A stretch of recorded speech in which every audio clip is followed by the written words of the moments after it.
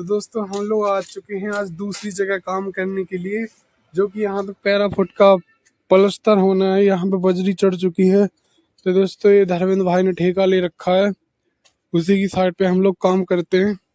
तो दोस्तों और भी आप लोगों को दिखाते हैं, जो कि इधर जो रोड़ी बजरी ईंट बहुत दूर से आती है। देख सकते हो आप, जहाँ पे वो कार दिख रही है सफेद वाली स्विफ्ट, तो दोस्तों उधर से आता है माल।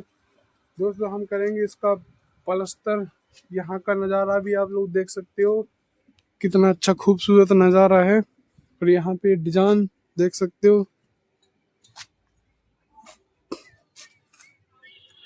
तो दोस्तों अपने ब्लॉग के लिए ऐसी सपोर्ट, ऐसी प्यार बनाए रहें, ताकि मेरा हौसला और बड़ा रहे और आप लोगों के बीच में नए नए ब्लॉग लाता रहूँगा। तो दोस्तों अपने चैनल के लिए ज़्यादा से ज़्यादा शेयर, लाइक्स, कमेंट ज़रूर करें। ठीक है गाइस, बाय बाय, जय भीम।